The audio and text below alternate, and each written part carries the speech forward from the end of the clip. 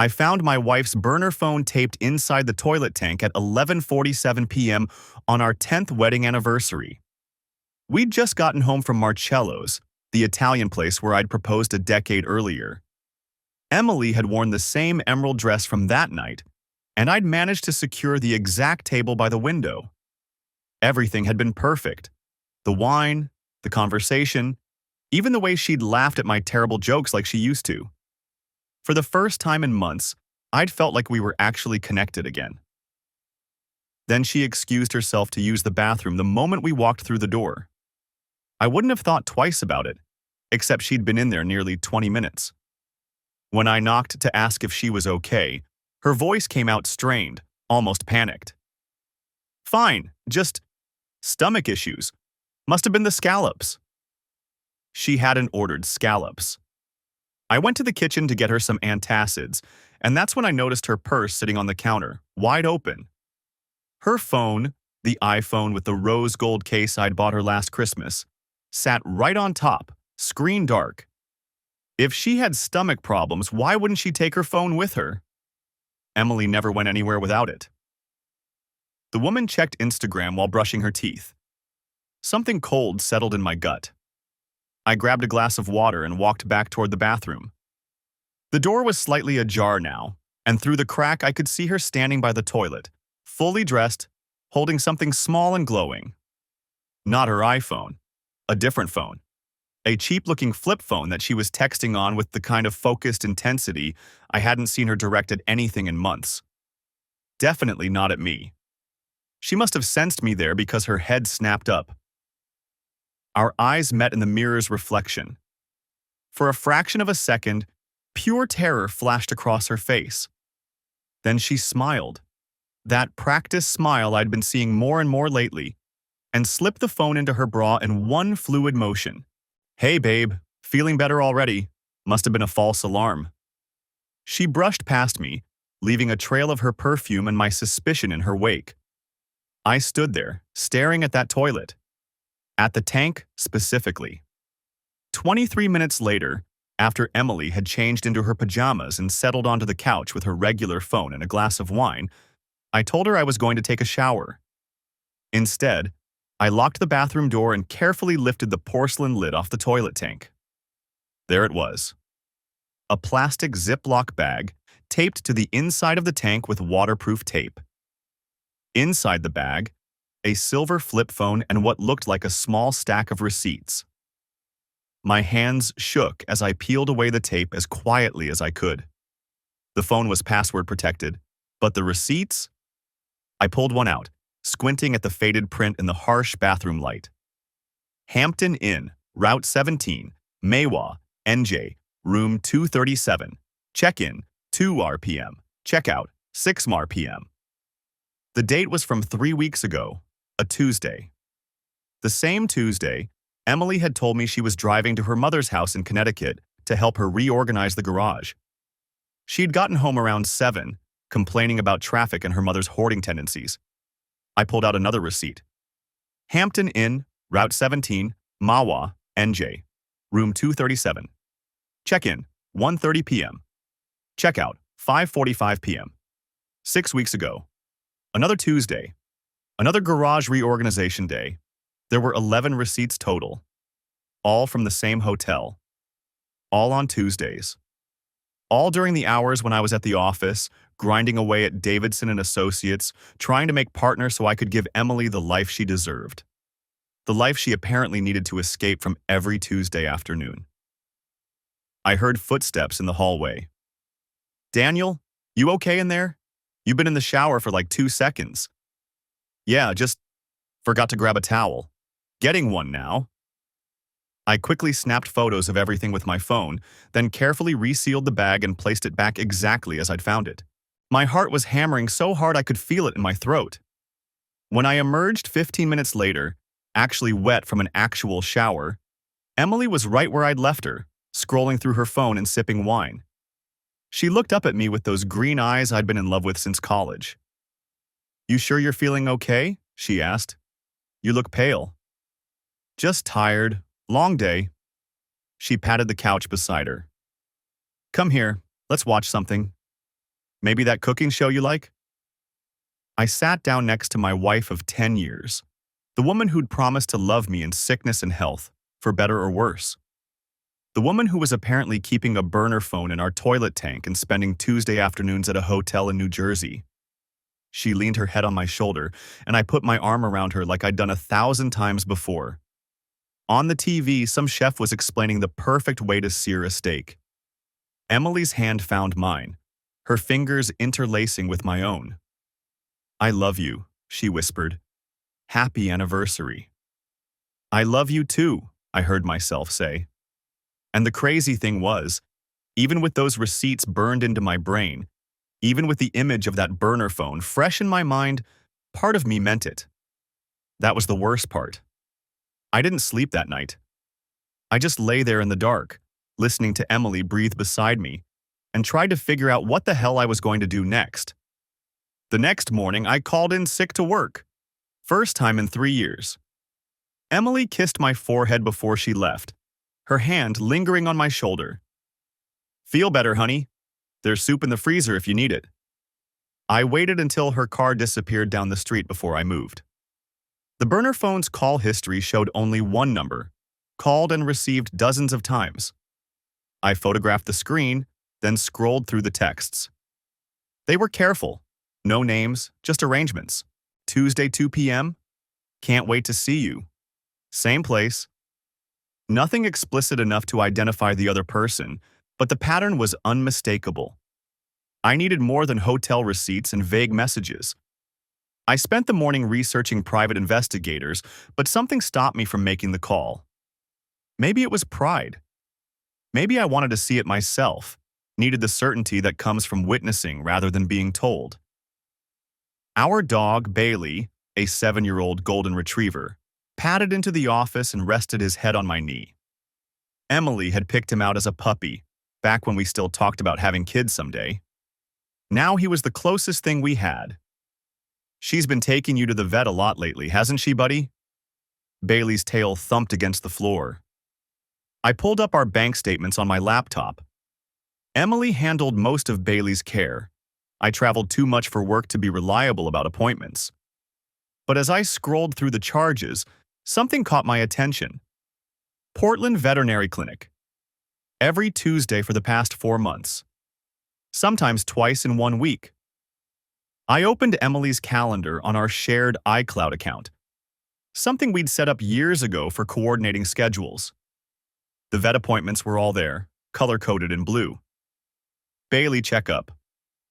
Bailey vaccines. Bailey follow-up. But I'd seen Bailey's vaccination records just last month when we boarded him for a weekend. He was current on everything. I called the clinic. "Portland Veterinary, this is Jessica speaking."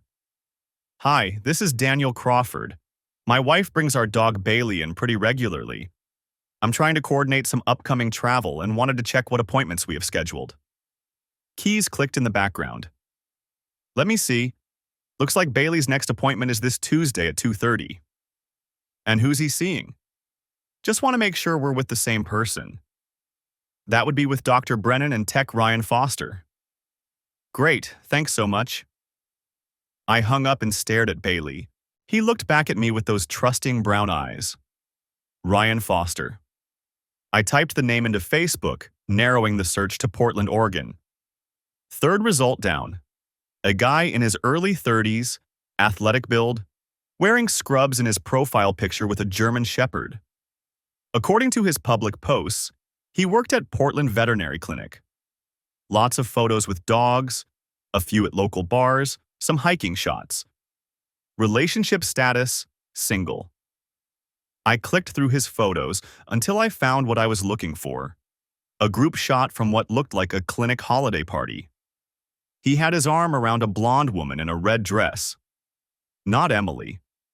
Relief flooded through me for about 3 seconds before logic caught up. The photo was from 2 years ago. And anyway, Emily wouldn't be stupid enough to appear in his social media. Bailey whined softly. "Tuesday at 2:30, I said aloud.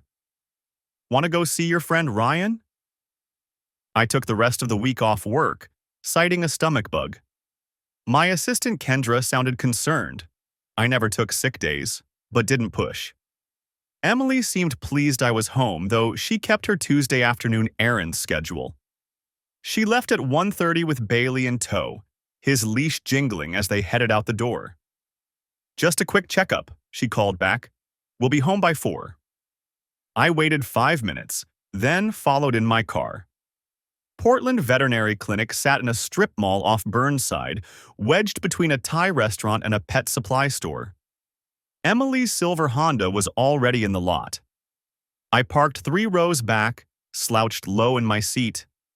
She emerged from the car with Bailey, but instead of heading straight into the clinic, she checked her phone, smoothed her hair, reapplied lipstick using the car window as a mirror. She was wearing jeans that I knew she saved for special occasions and a fitted sweater that showed off her figure for a vet appointment. They went inside. I gave it 10 minutes, then walked into the clinic myself, ball cap pulled low, sunglasses on even though it was overcast. The waiting room smelled like antiseptic and dog treats. A teenager sat behind the reception desk, scrolling through her phone. I pretended to study the bulletin board by the door. Lost pet flyers, adoption events, a sign advertising dental cleaning specials. Through the window in the door marked "Staff Only," I could see into the back area. Exam rooms lined one side, their doors mostly open. In the third room down, I spotted Emily. She was laughing, head tilted back, while a guy in navy scrubs scratched Bailey behind the ears. Ryan Foster, I assumed. He was better looking in person than in his photos. Tall, easy smile, the kind of casual confidence that came from being young and fit and unencumbered by a decade of marriage. Emily touched his arm. Just a light brush of her fingers, but it lasted a beat too long. Bailey wagged his tail, completely oblivious to the fact that he was being used as cover for whatever this was. The receptionist looked up. "Can I help you?" "Just picking up some heartworm medication," I improvised. "For my cat." She blinked. "We don't really do cats here. We're primarily a canine clinic." "Right, my mistake." I backed toward the door. Wrong place. Outside, I sat in my car and watched the entrance. They emerged 45 minutes later, Emily and Ryan together, Bailey between them. They stood by her car talking, standing closer than strangers would. She laughed again at something he said, that genuine laugh I hadn't heard in months. He reached out and tucked a strand of hair behind her ear. My hands gripped the steering wheel hard enough to hurt. They didn't kiss, too public, too risky. But the intimacy in that small gesture told me everything I needed to know. This wasn't just hotel rooms and burner phones. This was comfortable, familiar. Emily loaded Bailey into the car. Ryan watched her drive away, hands in his pockets, smiling like a guy who had somewhere good to be on Tuesday afternoons. That night, Emily was especially affectionate. She made my favorite dinner, pot roast with roasted vegetables, and curled up next to me on the couch while we watched a movie. Bailey sprawled across both our laps. "How was Bailey's appointment?" I asked, stroking his soft ears. "Oh, fine, just routine stuff." "Ryan, the tech, said he's in perfect health," she smiled. "He always gets so many cuddles there. They love him." "Ryan, huh? You see him a lot?" "He's usually the one who assists with Bailey's appointments. He's really great with dogs." Her voice was steady, practiced, very professional. I wondered how many times she'd rehearsed these responses, perfected the casual tone. "That's good," I said. "Important to have someone you trust taking care of our boy." Bailey's tail thumped against the cushions, and Emily kissed the top of his head. "Absolutely," she said. "Trust is everything." The word hung in the air between us, and for a moment I thought I saw something flicker across her face. Guilt, maybe, or fear. But then she smiled and reached for the remote. "Want to watch another episode?" "Sure," I said, and meant it about as much as she'd meant what she'd just said about trust. I had 4 days until the next Tuesday. 4 days to decide what to do with the knowledge that my wife was using our dog as an excuse to spend her afternoons with a veterinary technician who definitely wasn't just checking Bailey's teeth. 4 days to plan. I spent those 4 days building my case like I was preparing for trial. Because in a way, I was. Tuesday morning, I called in sick to work. First time in 3 years. My secretary, Jennifer, sounded genuinely concerned when I told her I had food poisoning. Take care of yourself, Daniel. The Brennan deposition can wait. Emily bought it too. She made sympathetic noises while getting ready, suggested I stay hydrated, kissed my forehead like I was a sick child. I'll take Bailey to the vet around noon, she said. He's due for his checkup. Another one? I asked from the bed, keeping my voice weak. Didn't he just go? 2 weeks ago, but Dr. Patterson wanted to recheck his ear infection. The lie came so easily. Bailey's ears were perfect. I'd checked his medical records online. The clinic's patient portal was surprisingly accessible when you knew your dog's birthday and your wife's maiden name. Poor guy, I said. I know. But Ryan, the tech there, he's really good with him. Makes the whole thing less stressful. Ryan. She'd said his name in our bedroom. Something hot and ugly twisted in my chest. That's good, I managed. She left at 11:30, Bailey's leash in hand, our dog trotting happily beside her. He had no idea he was an accomplice. I waited 10 minutes, then got dressed. The recording devices I'd ordered from Amazon had arrived yesterday. 2 of them, small as shirt buttons. One was already in my car, stuck under the passenger seat. The other was in my pocket. The drive to Portland Veterinary Clinic took 20 minutes. I parked 3 spaces down from Emily's Lexus, behind a white panel van that gave me cover. My hands were steady as I pulled out the tablet I'd synced to the recorder in my car. The audio was crystal clear. At first, just the sound of the car door, Bailey's panting, Emily's footsteps. Then the clinic door chiming as it opened. Hey there, Bailey, Ryan's voice, warm and familiar. Too familiar. And good morning to you too. Morning? Emily's voice had a softness I hadn't heard in months. Is exam room 3 open? For you? Always. The flirtation was so casual it had to be routine. I felt something crack behind my ribs. Footsteps, a door closing. Then Ryan's voice again, lower now. God, I missed you. 5 whole days. I know. Daniel's been home more. I think he might be suspicious. My breath stopped. Of what? Ryan asked. You're just bringing your dog to the vet. I know, but I don't know. He's been quiet, watching me. You're paranoid. A pause. Come here. Rustling sounds. I didn't need video to know what was happening. Bailey's collar jingled. He was probably confused why his checkup involved his mom making those soft sounds she made when... I turned off the audio. My hands weren't steady anymore. I sat there for 43 minutes. When Emily finally emerged, Ryan walked her to her car. They stood close but not touching, both smiling. He scratched Bailey's ears. Emily said something that made him laugh. Then she got in her car and drove away. Ryan watched her go before heading back inside. I waited another 10 minutes, then followed him in. The clinic smelled like antiseptic and dog treats. A young woman at the front desk looked up with a professional smile. Do you have an appointment?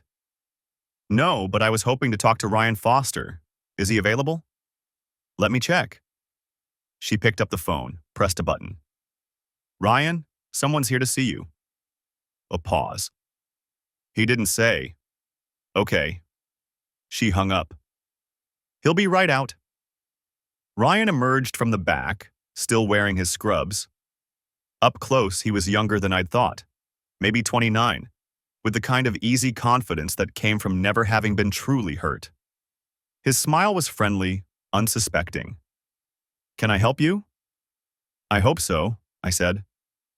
I'm Daniel Crawford, Bailey's other owner. The color drained from his face. To his credit, he recovered quickly.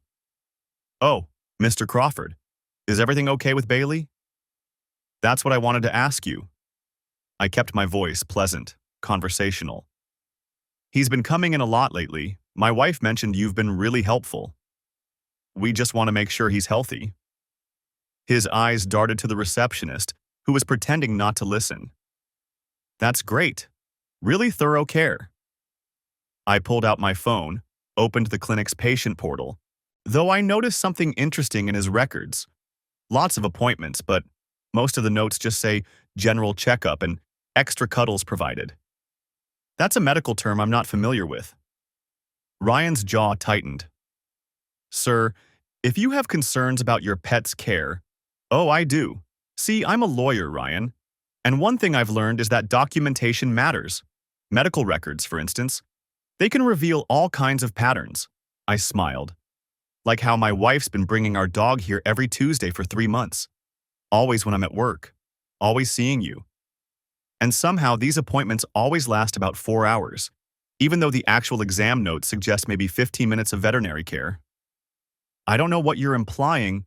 "I'm not implying anything. I'm stating facts." I kept my voice level, but I let him see my eyes. "Here's another fact. I've been documenting everything. The appointments, the hotel receipts, the burner phone, and now, the recordings from today." His face went white. "Recordings?" "Oregon's a one-party consent state for recording conversations.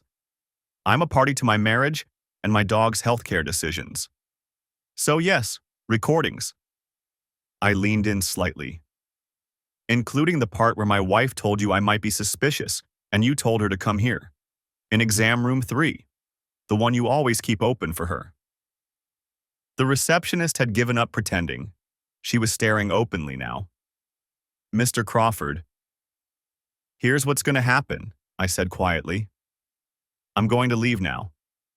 You're going to think very carefully about your choices. Because I'm not just a lawyer, Ryan. I'm a lawyer who's about to be very motivated to explore all my legal options. Alienation of affection is still actionable in some jurisdictions. And I'm very creative about jurisdiction. That's not— Oregon doesn't— No, but North Carolina does. And my wife has family there. Visited last month according to her credit card. With you?" I tilted my head. "I'll find out. I find out everything eventually." I turned to leave, then paused. "Oh, and Ryan, you might want to check your car before you drive home today. Portland's had a real problem with vandalism lately. Nails in parking lots, that kind of thing. I'd hate for you to have a blowout on the highway." His eyes widened. "Are you threatening—" "Threatening? No. Just offering friendly advice. The same way you've been offering my wife friendly care." I smiled. "Have a great day." I walked out before he could respond. My hands were shaking when I got to my car, but it was adrenaline, not fear. The recorder in my pocket had caught every word. Ryan's reaction, his admission by silence, the implicit confirmation of everything I'd suspected. But I wasn't done. That evening, I composed an email to the Oregon Veterinary Medical Examining Board. I kept it professional, clinical. Attached were screenshots of Bailey's appointment records, highlighting the unusual frequency and vague documentation. I noted the pattern of Tuesday appointments, the extended duration, the lack of specific medical findings despite repeated visits. I didn't mention the affair. I didn't have to. I just raised questions about proper record keeping, appropriate use of examination rooms, and whether the clinic's appointment scheduling practices met professional standards. The complaint was anonymous, untraceable. Just a concerned citizen worried about veterinary care standards. I hit send at 9:47 p.m. Emily was already in bed, scrolling through her phone. The burner was probably in the toilet tank, receiving texts from Ryan about the crazy husband who'd shown up at the clinic. "Feeling better?" she asked without looking up. "Much better," I said. And I meant it. I woke up at 5:47 a.m. to the sound of Bailey's tail thumping against the bedroom door. Emily stirred beside me, her hand reaching across the empty space where I'd been lying awake for the past hour. "Your turn," she mumbled into her pillow. I got up and let Bailey out, watching through the kitchen window as she sniffed around the backyard in the early morning light.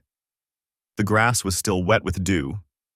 Everything looked normal, clean, like the world hadn't shifted on its axis. The Oregon Veterinary Medical Examining Board worked faster than I'd expected. I was at my desk at Davidson and Associates on Thursday afternoon when my phone buzzed with a Google alert I'd set up for Portland Veterinary Clinic. A local news site had posted a brief article, "Portland Vet Clinic under investigation following anonymous complaint." The article was sparse on details, citing concerns about professional conduct and standard review procedures. But it was enough. I'd thrown a stone into still water, and now I could watch the ripples spread. Emily texted me at 4:32 p.m. "Bailey's checkup next Tuesday. Can you take her? I have a meeting with Mom's estate lawyer." I stared at the message. The lie came so easily to her. No hesitation, no guilt in those words. Just another Tuesday, another excuse, another trip to see Ryan Foster while I played the oblivious husband. I typed back, "Sure, what time?" 2 p.m. "Thanks, babe." That heart emoji. Jesus. I called the clinic Friday morning from my car, parked in the Davidson and Associates garage where no one could overhear. "Portland Veterinary Clinic. This is Jessica speaking. Hi, I need to reschedule my dog's appointment. Tuesday at 2? Name's Crawford." A pause. Keyboard clicking. "Oh, actually, Mr. Crawford, I need to let you know that Ryan Foster is no longer scheduling appointments. We can assign you to another technician, or Dr. Patterson can see Bailey directly." "Is Ryan sick?" I kept my voice neutral, curious. "He's on administrative leave. But Dr. Patterson is excellent. She's been with us for..." "Administrative leave? Is everything okay?" Another pause, longer this time. "There's an ongoing review. I really can't say more than that. Would you like to reschedule with Dr. Patterson?" "Let me check with my wife and get back to you." I hung up and sat there in my car, engine off, watching my breath fog the windows. Administrative leave. The board had moved fast, probably made some calls, asked some questions. How many routine checkups had Bailey really needed? How many appointment records showed Ryan Foster's name specifically requested? I wondered if Emily knew yet. If Ryan had texted her, panicking. If she was scrambling to figure out what had gone wrong with their careful little system. I didn't text her about the scheduling change. I wanted to see what she'd do. Tuesday morning, Emily was already dressed when I came downstairs at 7:15 a.m. She wore jeans and a cream-colored sweater, her hair pulled back in a ponytail. Casual, but she'd put on makeup. Not her usual work-from-home look. "I thought you had that meeting with your mom's lawyer," I said, pouring coffee. "I do, at 3. Why?" "Just wondering. You're dressed nice." She smiled, came over and kissed my cheek. "It's a lawyer's office, not a coffee shop. I should look professional."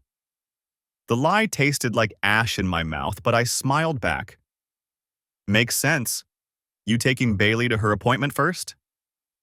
Something flickered across her face. Just for a second. "Yeah, at 2. Then straight to the lawyer." "You want me to take her instead? I could move some things around." "No, it's fine. I've got it." She was already turning away, reaching for her travel mug. "Ryan knows Bailey. She's comfortable with him." "Ryan." She said his name so casually, like it meant nothing. Like she hadn't been meeting him in hotel rooms for months. "Okay," I said. "Whatever works." She left at 1:30 p.m. with Bailey in the back seat of her Honda. I watched from the living room window as she backed out of the driveway, saw her check her phone before pulling away. I gave her 10 minutes, then got in my car and drove to the clinic. The parking lot was half empty, I recognized Emily's Honda in the far corner, backed into a spot like she always did. Bailey's face was visible through the rear window, tongue out, happy. I parked 3 rows away and waited. At 2:17 p.m., Emily emerged from the clinic. Alone. No Bailey. Her face was tight, her phone pressed to her ear. Even from this distance, I could see the tension in her shoulders. She got in her car but didn't start the engine. Just sat there, phone still at her ear. Talking. Her free hand came up to her face, covering her eyes. 10 minutes later, she went back inside. Came out 3 minutes after that with Bailey on a leash. Bailey was wagging her tail, oblivious. Emily's eyes were red. She drove away at 2:34 p.m. I waited another 5 minutes, then walked into the clinic. The same receptionist from my previous visit, Jessica, according to the nameplate, looked up with a practiced smile that faltered slightly when she recognized me. "Mr. Crawford, I thought you were going to call back about rescheduling." My wife took Bailey in. I just wanted to pick up copies of her vaccination records for our files. "Oh, sure, let me just..." She turned to her computer, typing. "Looks like Dr. Patterson saw Bailey today. Ryan's on leave, so we've been redistributing his appointments." "Right, you mentioned that. Everything okay with Ryan?" Her smile went professional, locked down. "I really can't discuss personnel matters, but Bailey's records show she's up to date on everything. I can print these for you." While she printed, I glanced around the waiting room. A bulletin board near the door held the usual notices: lost pets, adoption events, a reminder about heartworm prevention. And there, partially covered by a flyer for a pet food drive, was a small printed notice. "Due to ongoing administrative matters, some scheduling changes may occur. We apologize for any inconvenience." Jessica handed me the records in a manila folder. "Here you go. Bailey's next checkup should be in 6 months, but call if you notice anything unusual." "Will Ryan be back by then?" She hesitated. "I honestly don't know, Mr. Crawford. The investigation is still ongoing." "Investigation," I repeated. "That sounds serious." "I've probably said too much already." She glanced toward the back offices, nervous. "Is there anything else I can help you with?" "No, thanks for these." I sat in my car and opened the folder. Bailey's records were standard: weight, temperature, heart rate. Under technician notes, Dr. Patterson had written, "Patient appears healthy. Owner expressed concern about previous appointment frequency. Advised that monthly checkups are unnecessary for healthy adult dogs. Recommended 6-month intervals." Owner expressed concern. Emily had asked about it. Had finally realized how suspicious the pattern looked, or maybe Dr. Patterson had questioned it without prompting. Either way, the careful cover story was unraveling. I drove home and found Emily in the kitchen, chopping vegetables with more force than necessary. Bailey was drinking from her water bowl, tags jingling. "How'd the appointment go?" I asked. "Fine." She didn't look up. "Bailey's healthy." "And the lawyer meeting?" The knife stilled for just a moment. "Postponed. They had a scheduling conflict." Another lie. I could see them stacking up now, a tower of deception that was starting to wobble. "That's annoying," I said. "You got all dressed up for nothing." "Yeah." She resumed chopping, the knife hitting the cutting board in sharp, rhythmic strikes. "Happens." I leaned against the counter, watching her. "The clinic called me yesterday. Said Ryan's on administrative leave." Her hand slipped. The knife clattered against the board, and she grabbed it before it could fall. "What?" "Ryan Foster, Bailey's usual tech. He's on leave. Did they mention that today?" Yeah, Dr. Patterson saw her instead." She was gripping the knife handle too tight, her knuckles white. "Did they say why?" "Some kind of investigation. They weren't specific." She turned away, opening the refrigerator like she needed something from inside. I watched her stand there, staring at the shelves without moving.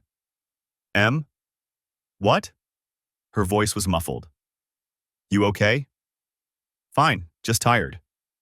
She grabbed a bottle of wine and closed the door. Long day. It was 3:47 p.m. She poured herself a glass and took a long drink, still not meeting my eyes. Her phone buzzed on the counter. She grabbed it immediately, checked the screen, and her face went pale. I need to make a call, she said, already walking toward the stairs. Work thing. I listened to her footsteps retreat down the hallway, heard our bedroom door close. Through the ceiling, I could hear the muffled sound of her voice, urgent and low. Bailey came over and pressed her head against my leg. I scratched behind her ears, feeling the soft warmth of her fur. Good girl, I said quietly. You have no idea what you've been part of, do you? She wagged her tail, happy just to be home.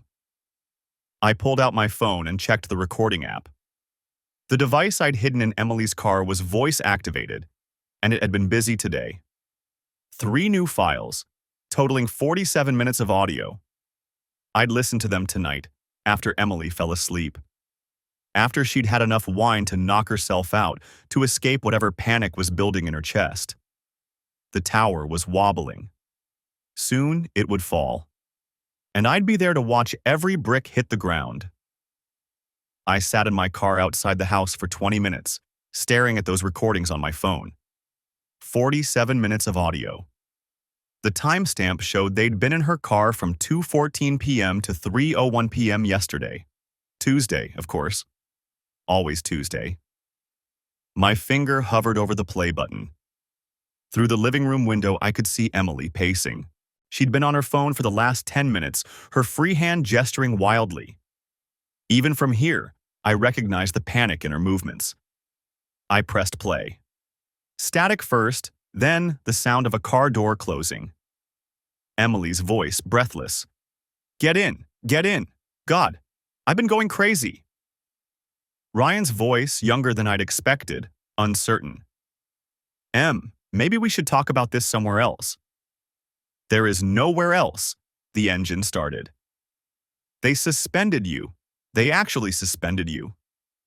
Administrative leave. It's just procedure while they investigate. Investigate what? Who would... A pause. Oh God, you don't think Daniel knows? My hands tightened on the steering wheel. How could he? Ryan said. We've been careful. The appointments are all legitimate in the system. Bailey's actually been coming in. For what? Nail trims? We've had her nails trimmed 11 times in 4 months, Ryan. 11 times. I put down wellness checks, behavioral consultations. Emily laughed, sharp and bitter. Behavioral consultations. Right. Because our 7-year-old golden retriever suddenly developed aggression issues. Dr. Patterson bought it. Did she? Because she called me this morning asking why Bailey needed so many special handling sessions with you specifically. Silence. Then Ryan, quieter. What did you tell her? That Bailey gets anxious with other techs. That you have a way with her.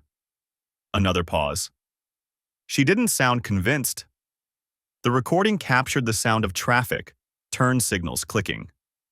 I tried to picture where they were driving. Probably nowhere in particular. Just circling, talking, panicking. We need to stop seeing each other, Ryan said finally. At least until this blows over.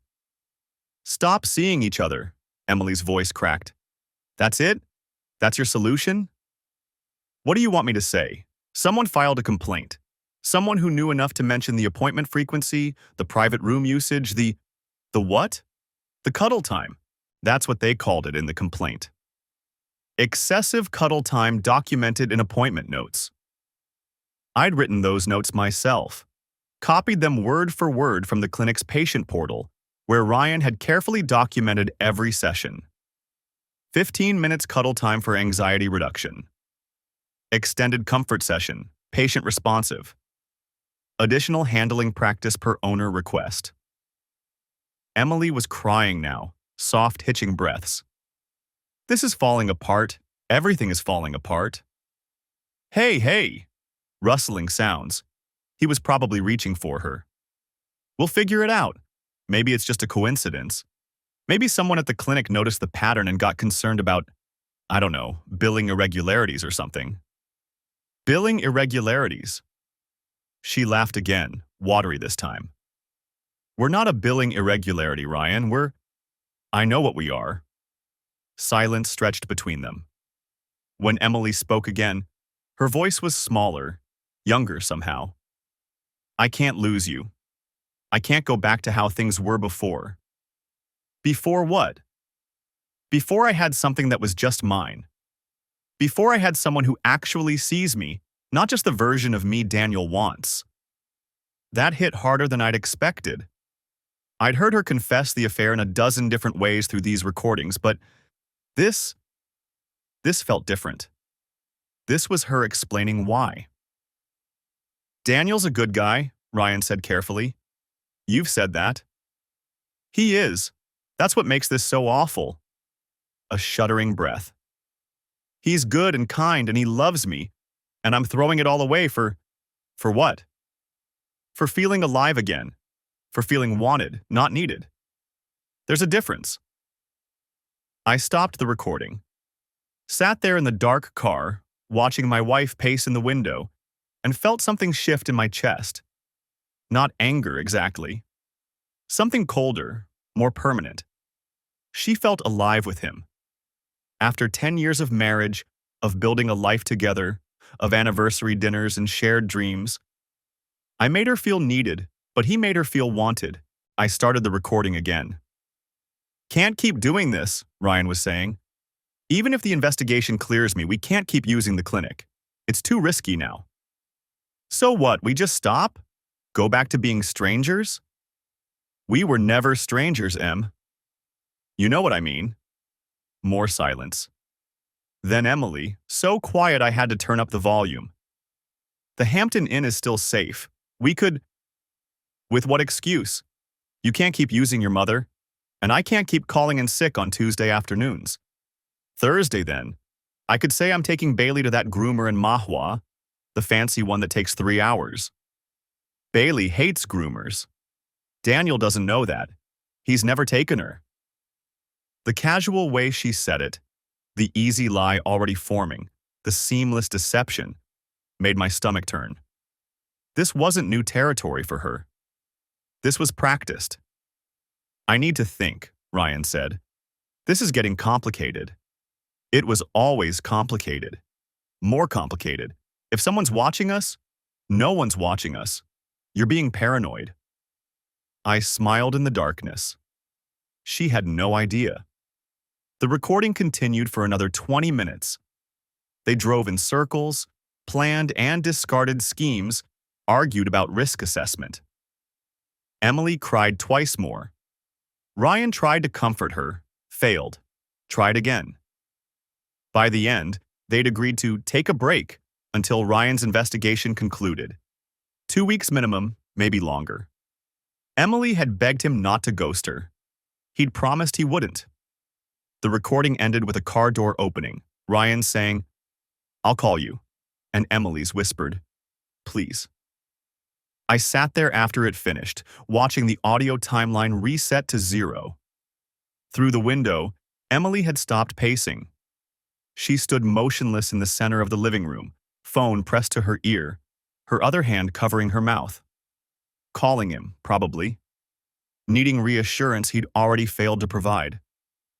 Bailey appeared in the window, tail wagging, looking for Emily's attention.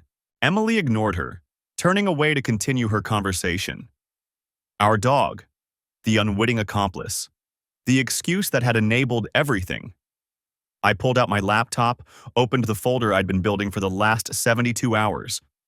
Screenshots of text messages, bank statements showing the Hampton Inn charges, the vet appointment records with their damning notes, photos of Ryan and Emily together outside the clinic, audio files neatly labeled and time-stamped. And now this.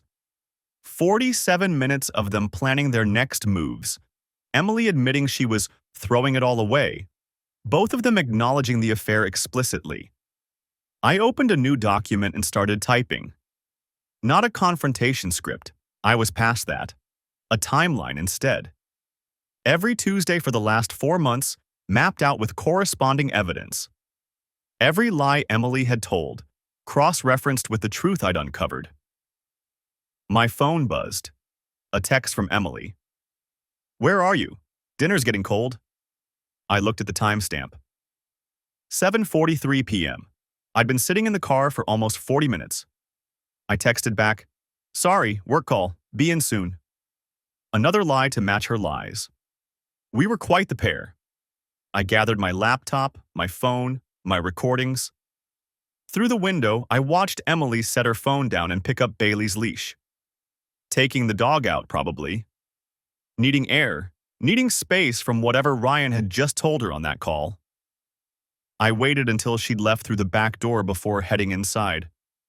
The house smelled like the Thai takeout she'd ordered, my favorite from the place on Hawthorne. Pad CU and spring rolls, already plated on the dining table. A bottle of Pinot Noir breathing beside 2 glasses. She was trying. Still performing the role of loving wife, even as her world crumbled. I sat down at my laptop at the kitchen counter instead of the dining table. Opened my email and started a new message to Jeffrey Brennan, the divorce attorney whose name kept appearing in my search results. Top-rated in Portland for high-asset divorces. Known for his aggressive approach to infidelity cases.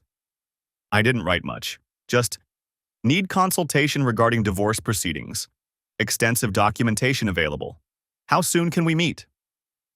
My finger hovered over the send button the same way it had hovered over the recording earlier. Outside, I heard Emily's voice, sweet and high-pitched, talking to Bailey. "Good girl. Such a good girl. Who's the best dog? Who's the best?" Bailey barked, happy and oblivious. I pressed send. The recording device I'd planted in Emily's car was still transmitting when I pulled into the driveway Wednesday evening. I sat in my own vehicle, listening through my earbuds as she talked to Ryan on speakerphone. "Can't keep meeting at my house," Ryan was saying. "What if someone sees your car?" "Where else are we supposed to go? You said the Hampton Inn is too risky now." "It is too risky. Everything's too risky right now." I heard Emily's frustrated sigh. "So what, we just stop seeing each other? Because I can't do that, Ryan. I can't go back to just existing." The way she said it, like our marriage was some kind of death sentence she'd been serving. I closed my eyes and kept listening. "I'm not saying we stop. I'm saying we need to be smarter. Maybe we could..." "Bailey needs her rabies booster next month." A pause. I'm on leave. I can't even access the appointment system." "They said administrative leave. That doesn't mean you're fired. This'll blow over and then we can go back to normal." Normal. Tuesday afternoons at the clinic, my wife getting cuddles documented in our dog's medical records while I worked late trying to make partner. While I brought home Italian takeout and asked about her day. "I don't think you understand how serious this is," Ryan said. "The board doesn't investigate for no reason. Someone reported us." "Reported what? We haven't done anything wrong at the clinic." "The appointment records, Emily. All those visits, someone noticed." I'd noticed. I'd done more than notice. "It could be anyone," Emily said. "Another client, maybe. Someone jealous." "Of what?" "I don't know. Does it matter?" "The point is, it wasn't Daniel." Hearing my name in her mouth while she talked to him made something twist in my chest. She sounded so certain. So confident that her husband was too oblivious, too trusting, too busy with his career to pay attention. "How can you be sure?" Ryan asked. "Because I know him. Daniel doesn't do confrontation. If he suspected anything, he'd ask me about it directly. He'd want to talk it through, go to couples therapy, work on our communication. That's who he is." She was right about who I'd been. The man she'd married would have done exactly that. But that man had found a burner phone in a toilet tank, and he'd learned some things about himself in the process. "I need to go," Emily said. I'm almost home. Call me later? After he's asleep. The line went dead. I pulled out my earbuds and checked my watch. 6:23 p.m. I had maybe 2 minutes before she pulled in. I grabbed my briefcase and headed inside, leaving my phone recording in the cup holder. Bailey greeted me at the door, tail wagging, completely unaware that she'd been the unwitting accomplice to her mother's affair. I knelt down and scratched behind her ears, feeling the softness of her golden fur. "Good girl," I murmured. "You're a good girl." She licked my face, and I felt something crack in my chest. Emily had used our dog, had turned Bailey's health into a cover story, had probably petted her just like this while lying about where she'd been and what she'd done. The garage door opener whirred. I stood up, straightened my tie, and walked to the kitchen like I'd done 1,000 times before. Emily came in carrying grocery bags. "Hey, you're home early." Finished up the Edwards brief. I'd actually delegated it to a junior associate, but she didn't need to know that. "Need help?" "I've got it." She set the bags on the counter. "I picked up stuff for that chicken recipe you like. Thought we could have a nice dinner tonight." The chicken piccata I'd told her about 3 months ago after trying it at a client lunch. She'd remembered. Or maybe she'd written it down somewhere, a note to herself. "Make Daniel's favorite dish. Maintain the illusion." "Sounds great," I said. I watched her unpack the groceries. Capers, lemons, chicken breasts. She moved efficiently, putting things away in their designated spots. We'd organized this kitchen together when we moved in 7 years ago. She knew where everything went. "How was your day?" I asked. "Good, quiet. I worked on some designs for the Brennan project." She was a freelance graphic designer, worked from home most days. "Took Bailey for a walk around 3. She's been restless." Tuesday afternoons, she took Bailey to the vet. Wednesday afternoons, apparently, she just took her for walks. I wondered what she did on Mondays, Thursdays, Fridays. If there was a pattern I hadn't found yet, or if Ryan was the only one. "She seems happy," I said, looking at Bailey, who'd sprawled on her bed in the corner. "She's always happy." Emily smiled. That same smile she'd given me at Marcello's on our anniversary. That's what I love about dogs. They're just uncomplicated.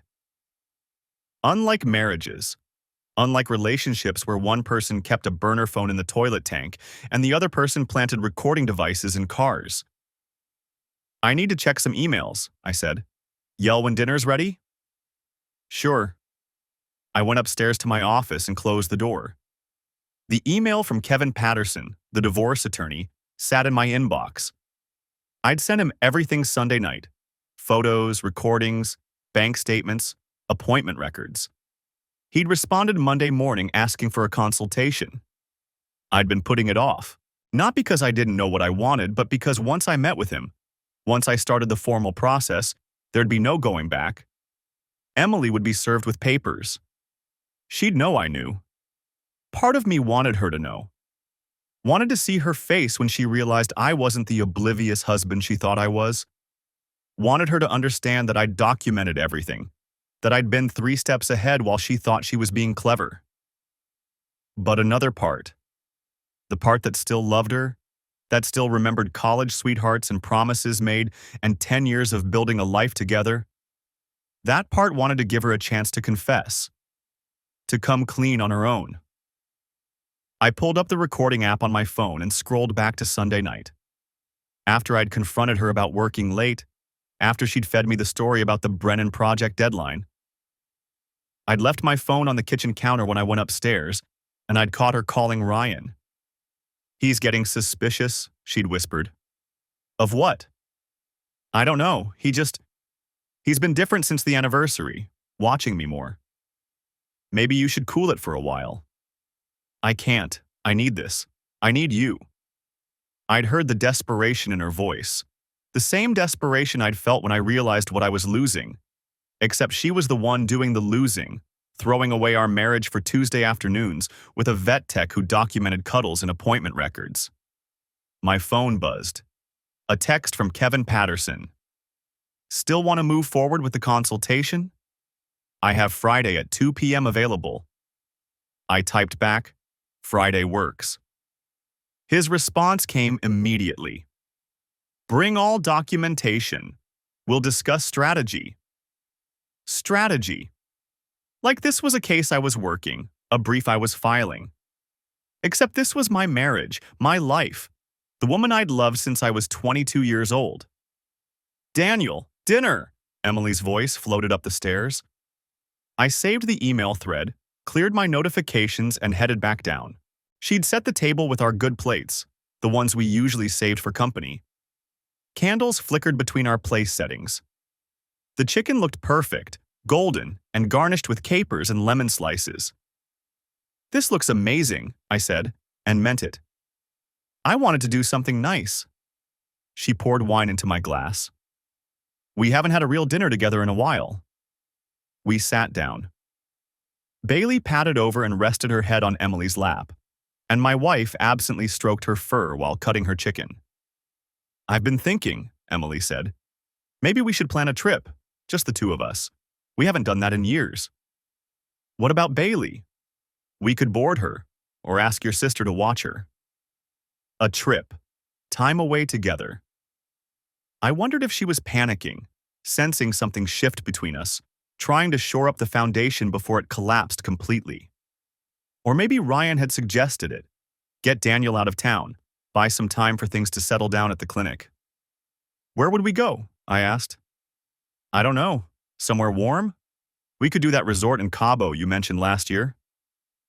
I'd mentioned Cabo 14 months ago, after a partner at the firm came back raving about it. She'd said we couldn't afford it then, that we needed to save for the kitchen renovation. We'd have to check my schedule, I said. Things are busy with the partnership decision coming up. Right, of course. She took a sip of wine. Whenever works for you. We ate in silence for a while. The chicken was good. She'd nailed the recipe. The wine was a nice Pinot Grigio, crisp and cold. Bailey sighed contentedly from her bed. It could have been a perfect Wednesday night. Except I had recordings of my wife professing her love to another man. Except I had a consultation with a divorce attorney scheduled for Friday. Except everything about this dinner, the good plates, the candles, the trip planning, felt like a performance. I love you, Emily said suddenly. I looked up. She was watching me with those green eyes, the ones I'd fallen into a decade ago. I know things have been weird lately, she continued. I know I've been distracted. But I love you, Daniel. I need you to know that. Need, not want. She'd told Ryan she felt wanted with him, needed with me. Like I was some kind of obligation she had to maintain while pursuing what she actually desired. I love you too, I said. And part of me meant it. I didn't go to work Friday. I told my assistant I had a doctor's appointment, which wasn't entirely a lie, just a different kind of doctor. One who specialized in severing bonds instead of healing them. Kevin Patterson's office was in a sleek building downtown, all glass and steel. His receptionist offered me coffee. I declined. My hands were steady, but I didn't trust them to hold a cup. Patterson was younger than I'd expected. Maybe 45, with graying temples and the kind of direct gaze that came from delivering bad news for a living. He shook my hand and gestured to a leather chair across from his desk. I've reviewed everything you sent, he said, opening a file folder. The recordings, the hotel receipts, the appointment records. It's thorough, very thorough. I'm a lawyer, I said. Documentation is what I do, he nodded. That works in your favor. Oregon is a no-fault divorce state, so the affair itself won't impact the legal dissolution. But it matters for asset division, especially if we can demonstrate misuse of marital funds. These hotel charges, he tapped the bank statements, came from your joint account? Yes, that helps. We can argue she used community property to facilitate the affair. It won't get you everything, but it strengthens your position. He leaned back. The question is, what do you want, Daniel? I'd been asking myself that all week. What did I want? I want it to be over, I said finally. Cleanly. I don't want to drag this out. Even with this much evidence? We could make things very uncomfortable for her. I know. I thought about Emily at the dinner table Wednesday night, candlelight on her face, telling me she loved me. But that's not who I am. Patterson studied me for a moment. All right, we'll file for dissolution, propose a clean split of assets. The house is in both names? Yes, we can sell it, divide the proceeds. Retirement accounts? Separate. We kept those individual. That simplifies things. He made notes on a legal pad. Pets? I thought of Bailey, tail wagging, oblivious. She can have the dog. You're sure? People fight harder over pets than they do over houses sometimes. I'm sure. I couldn't explain that keeping Bailey would mean keeping a reminder of how I'd found out, of every lie Emily had told using our dog as cover. She loves that dog more than she loves me anyway. Patterson didn't argue with that. I'll draft the petition. You'll need to decide how you want to serve her. We can use a process server, or if you want to tell her yourself first, I'll tell her. When? I checked my watch. 3:17 p.m. Emily would be home, probably working on her design projects, or texting Ryan, or planning their next meeting now that his administrative leave was ending. Tonight, I said. I stopped at the store on the way home and bought the ingredients for Emily's favorite meal, seared salmon with asparagus and wild rice. If I was going to end our marriage, I'd do it with the same care I'd brought to the beginning. Emily's car was in the driveway when I got home. I could hear music playing inside. She always worked with music on. Something indie and melancholy that I'd never quite understood. Bailey met me at the door, tail wagging. I knelt down and hugged her, burying my face in her soft fur. You're a good girl, I whispered. This isn't your fault. Daniel? Emily appeared in the hallway, surprised. You're home early. Finished up early. Thought I'd make dinner. Her face lit up. Genuine pleasure, not performance. Really? That's sweet. I cooked while she worked at the dining table, her laptop surrounded by color swatches and design mock-ups. We existed in comfortable parallel, the way we had for years. She'd call out questions about dinner timing. I'd update her on the salmon's progress. Bailey wandered between us, hoping for dropped food. It felt normal. It felt like a marriage. At 6:30, I set the table, used the good plates again, poured wine, called Emily over. This looks amazing, she said, settling into her chair. What's the occasion? No occasion, just wanted to do something nice. We ate. The salmon was perfect. Crispy skin, tender flesh. Emily complimented the seasoning. I asked about her design project. She told me about a difficult client, and I offered advice from my own experience with demanding partners. We laughed about something Bailey did. For 20 minutes, we were just Daniel and Emily, the couple who'd met in a college library, who'd backpacked through Europe after graduation, who'd adopted a puppy and bought a house and built a life. Then I set down my fork. I know about Ryan, I said. The color drained from her face. Her wine glass froze halfway to her lips. What? Ryan Foster, the vet tech, the Hampton Inn on Tuesdays, all of it. She set the glass down carefully, like she was afraid it might shatter. Daniel, I found your burner phone 3 weeks ago, in the toilet tank.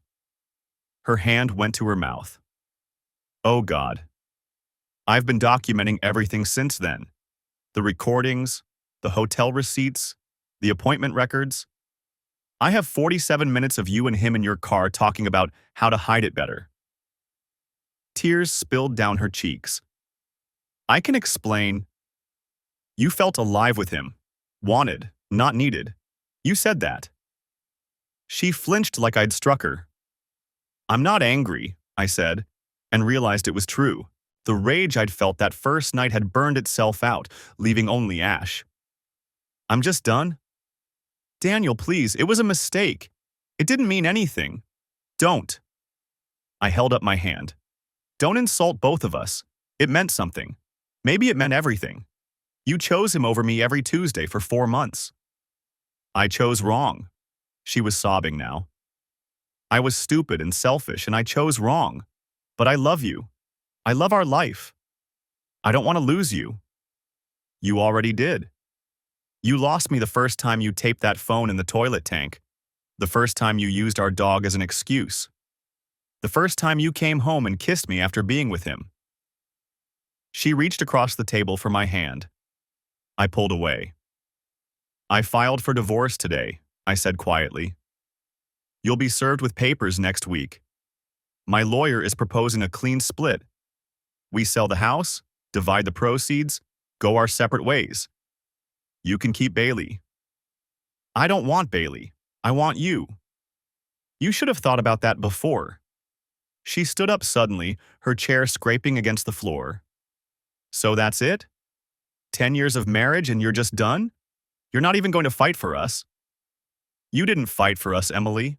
You fought for him, for feeling alive, for something that was just yours. I met her eyes. I'm just giving you what you wanted. I wanted both. Her voice broke. I know that's terrible. I know that makes me awful. But I wanted both. Well, you can have both. You get to have him now, free and clear. I don't want him. It doesn't matter what you want anymore. I stood up, started clearing the plates. I'll sleep in the guest room tonight. We can figure out the logistics later. She grabbed my arm. Daniel, please, can't we try? Counseling, therapy, whatever it takes. I looked at her hand on my arm, remembered all the times she'd touched me while thinking about him. No. Why not? Because you told him you couldn't go back to just existing. That's what our marriage was to you. Existence. And I deserve more than that. I deserve someone who feels alive with me. I pulled away gently and carried the dishes to the sink. Behind me, I heard her crying. Bailey's collar jingled as she went to comfort her owner. I washed the dishes slowly, methodically. When I finished, Emily was gone. I could hear her upstairs in our bedroom, still crying. I slept in the guest room that night, and the night after, and the night after that. The divorce took 4 months. Emily contested it at first, begged for counseling, promised she'd ended things with Ryan. I stayed firm. Patterson handled everything with professional efficiency. We sold the house in 6 weeks. Good market, nice neighborhood. Split the proceeds exactly down the middle. Emily took Bailey and moved to Seattle for a fresh start. I heard through mutual friends that she and Ryan didn't last. Turned out the thrill was in the sneaking, not the relationship. I made partner at Davidson & Associates 3 months after the divorce finalized. Threw myself into work with the kind of focus I hadn't managed in years. Dated a little, nothing serious. Learned to be alone without being lonely. Sometimes I still think about that anniversary dinner at Marcello's. How perfect everything seemed. How Emily had worn the emerald dress and laughed at my jokes. How I'd felt for one night like we were connected again. But we weren't connected. We were just performing connection, both of us playing roles we'd outgrown. She was playing the satisfied wife. I was playing the oblivious husband. And underneath it all, we were strangers who happened to share a mortgage and a dog. The truth is, the marriage had been ending for a long time before I found that phone. I just hadn't wanted to see it. Emily's affair was a symptom, not the disease. The disease was 2 people who'd stopped choosing each other, who'd let comfort replace passion and routine replace intimacy. She'd chosen Ryan because he made her feel something I couldn't anymore. And I'd chosen my career, my partnership track, my late nights at the office over choosing her. We'd both been having affairs in a way. Hers was just more obvious. A year after the divorce, I got a text from an unknown number. Just 3 words. I'm sorry, Daniel. I stared at it for a long time. Thought about responding, about telling her I forgave her, or that I was sorry too. But what would be the point? Some things, once broken, can't be fixed. You can only learn from the pieces and try to build something better next time. I deleted the message and went back to my life. If there's a lesson in all this, it's not about trust or betrayal or even love.